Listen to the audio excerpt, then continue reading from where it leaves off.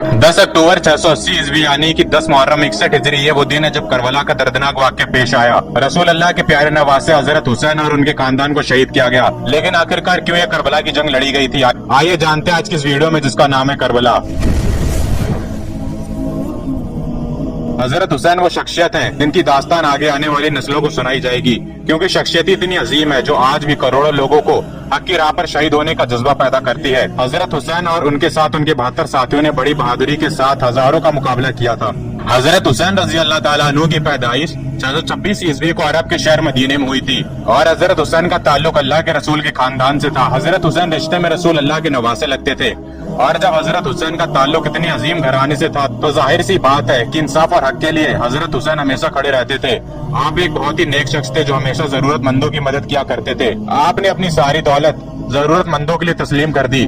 साल 632 ईस्वी में अल्लाह के रसूल पर्दा कर गए और इस वक्त हजरत हुसैन की उम्र ज्यादा नहीं थी और जब हजरत अली को खलीफा बनाया गया तो उस वक्त सिविल वॉर हुई थी जो कि हजरत हसन और हजरत हुसैन के वालिद हजरत अली और यजीद के वालिद हजरत मुआविया के दरमियान हुई थी। और बाद में जब मस्जिद में नमाज की हालत में हजरत अली को शहीद कर दिया गया तो शाम में हजरत मुआविया ने खुद को खलीफा बना लिया। हजरत अली के बाद लोगों ने हजरत हसन को खलीफा मान लिया था, लेकिन मुसलमानों के बीच और खून खराबा ना हो इसलिए हजरत हसन ने खिलाफत हजरत मुआविया को दे दी और फिर हजरत मुआविया भी वफात पा गए। उनके बाद उनके बेटे यजीद ने किसी तरह खुद को खलीफा बना लिया और लोगों से बैत लेने लगा, लेकिन हजरत हुसैन ने यजीद की बैत करने से इनकार कर दिया और उस वक्त हजरत हुसैन का मुकाम आलम इस्लाम में बहुत ऊंचा था। हजरत हुसैन जंग करना नहीं चाहते थे। हजरत हुसैन मदीने से मक्के की तरफ तशरीफ ले आए। हजरत हुसैन को कूफे शहर जो कि आज इराक में मौजूद है वहाँ से कई खत आने लगे कि वो हजरत हुसैन की मदद चाहते हैं यजीद के खिलाफ खड़े होने के लिए।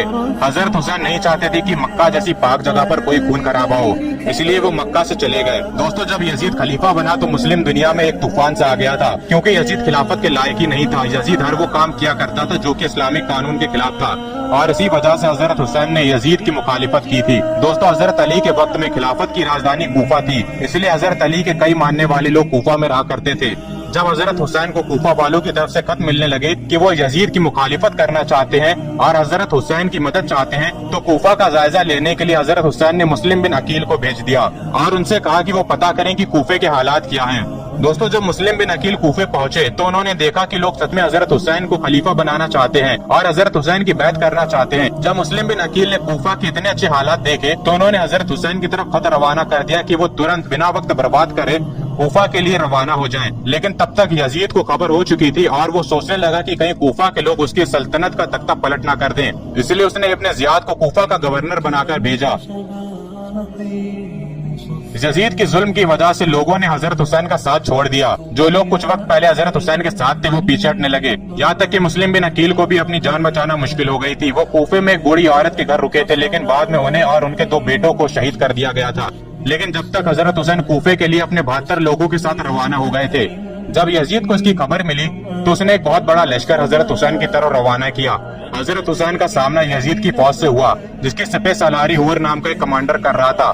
हजरत हुसैन कूफे से कुछ दूर एक जगह पर ठहर गए। वो जगह जो कि एक रेगिस्तान जमीन थी जहाँ पर जर्रा बराबर भी पानी नहीं था, और उस जगह का नाम है करबला।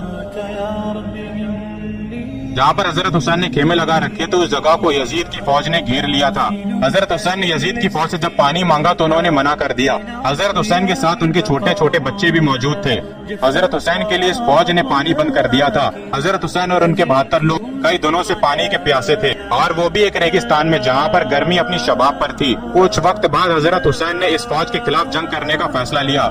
हजरत हुसैन की तरफ से कई लोग गए और उन्होंने इस फौज का मुकाबला किया और कई सिपाहियों को कत्ल किया, लेकिन कुछ वक्त बाद वो भी शहीद हो गए। हजरत कासिम बिन हसन इमाम हसन के बेटे थे और हजरत अली के पोते थे। करबला की जंग में हुसैन का भतीजा था। हजरत हुसैन ने हजरत कासिम बिन हसन को जंग करने से मना कर दिया, क्योंकि हजरत कासिम बिन हसन बहुत छोटे थे। उनकी उम्र तकरीबन 13 से 16 साल के बीच में थी। हजरत हसन ने अपने भतीजे को मैदान जंग में जाने से रोक लिया। कहा कि कासिम, तुम मेरे भतीजे हो और मेरे भाई की निशानी हो, मैं तुम्हें नहीं जाने दे सकता। हजरत कासिम बिन हसन ने एक ताबीज निकाल कर दिया और कहा कि ए चाचा हुसैन, ये ताबीज मुझे मेरे वालिद ने दिया था और कहा था कि जब कोई मुश्किल वक्त आ जाए तब इसे खोल कर देखना। जब ताबीज को खोल कर देखा गया तो उस पर लिखा था कि मेरे बेटे कासिम, अगर हुसैन पर कभी कड़ा वक्त आ जाए तो हमेशा हुसैन के साथ रहना। हजरत हुसैन ने हजरत कासिम बिन हसन को मैदान जंग में जाने की इजाजत दे दी। एक एक करके कई सारे सिपाहियों को हजरत कासिम बिन हसन ने कत्ल किया।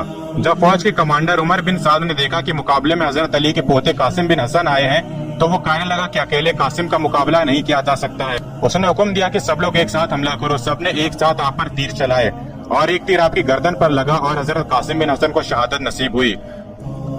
जब हजरत अली के बहादुर बेटे हजरत अब्बास ने अपने भतीजों की प्यास को देखा और उनसे रहा नहीं गया और वो मस्किजा लेकर पानी लेने के लिए चल दिए। जब यजीदियों ने देखा कि हजरत अब्बास आ रहे हैं तो उनमें कोहराम सा मच गया। किसी में भी इतनी हिम्मत न थी कि वो हजरत अब्बास का सामना कर सके। हजरत अब्बास ने हजरत हुसैन का झंडा उठा रखा था, इसलिए उन्हें आलमदार भी कहते हैं। हजरत अब्बास ने कई सारे सिपाहियों को कत्ल किया, यहाँ तक कि उन्होंने पूरे लश्कर के बीच में से जाकर पानी को ले लिया था। उन्होंने पानी को अपने हाथ में लिया और छोड़ दिया। कहा कि आका हुसैन के बिना जिंदगी किस काम की, फिर जिंदगी किस काम की। उन्होंने पानी भरा और वहाँ से चल दिए। यजीदी गीदड़ों की तरह छुपे हुए थे। जब हजरत अब्बास मैदान में आए तो उन्होंने छुपकर हजरत अब्बास पर तीर चलाए। एक तीर मस्किजे पर लगा और पानी बहने लगा। उन्होंने धोखे से हजरत अब्बास के हाथ पर हमला किया और उनके हाथ को शहीद कर दिया और हजरत अब्बास को शहादत नसीब हुई। इस जंग में इमाम हुसैन ने अपने भतीजों को खोया, अपने भाई को खोया, अपने बेटों को खोया। हजरत हुसैन के बेटे हजरत अली अस्कर सिर्फ 6 महीने के थे जब उन्हें शहीद किया गया। हजरत अली अस्कर को अपने सीने से लगाया और मैदान जंग की तरफ बढ़े। हजरत हुसैन ने फरमाया कि ये जंग तुम्हारी मुझसे है, इस बच्चे से नहीं है, इसको पानी दे दो। उनमें से एक सिपाही सामने आया जिसका नाम हरमला था। उसने 3 नेज़ों वाला तीर हजरत अली अस्कर पर चलाया और वो तीर उनकी गर्दन पर जा लगा और अपने वालिद के हाथों में उन्होंने शहादत नसीब की। हजरत हुसैन के कई सारे सिपाही शहीद हो चुके थे, सिवाय खातूनों के कोई भी बाकी न था। और इसके बाद हजरत हुसैन ने खुद मैदान जंग में जाने का फैसला किया। वो अपने घोड़े पर सवार हुए और तलवार लहराते हुए दुश्मनों के लश्कर की तरफ आगे बढ़े। हजरत हुसैन को देखकर सारे यजीदी खौफ में आ गए। हजरत हुसैन का मुकाबला कर पाना यजीदियों के बस में न था। इस करबला की गर्मी में हजरत हुसैन भूखे प्यासे लड़ रहे थे। तन्हा लड़ने के बाद भी हजरत हुसैन से कोई भी मुकाबला नहीं करना चाहता था और इसकी ये वजह थी कि वो मौला अली के बेटे थे। जब अपने साथ देखने लगा कि ये हुसैन है और उसे यकीन हो गया कि हजरत हुसैन का मुकाबला नहीं किया जा सकता, उसने सारे सिपाहियों को हुक्म दिया कि एक साथ हजरत हुसैन पर हमला करो। लेकिन सब नाकामयाब लौटे। जालिम तादाद में जितने भी ज्यादा क्यों ना हो, लेकिन वो हक और सच के सामने टिक नहीं सकते। दोस्तों, हजरत हुसैन लड़ रहे थे कि तभी उन्होंने देखा कि असर की नमाज का वक्त हो गया है और उन्होंने जंग के मैदान के बीच में ही नमाज अदा करने का फैसला किया। और यजीदियों को वो मौका मिल गया जिसका उन्हें बहुत लंबे वक्त से इंतजार था। और जब हजरत हुसैन सजदे में गए तो इस चीज का फायदा उठाकर दुश्मनों ने उन्हें शहीद कर दिया। इस करबला की जंग के बाद यजीदी खुश हो रहे थे। वो इमाम हुसैन और उनके साथियों के सर को अपने नेज़ों पर बुलंद कर रहे थे। और फिर उसके बाद ये लोग खातूनों की तरफ बढ़े और हजरत ज़ैनब और हजरत उम्मे कुलसुम दोनों खेमों में मौजूद थी। और ये दोनों हजरत हुसैन की बहनें थी, यानी कि अल्लाह के रसूल की नवासियां थी। और हजरत जैनुल आबिदीन हजरत हुसैन के आखिरी बेटे थे।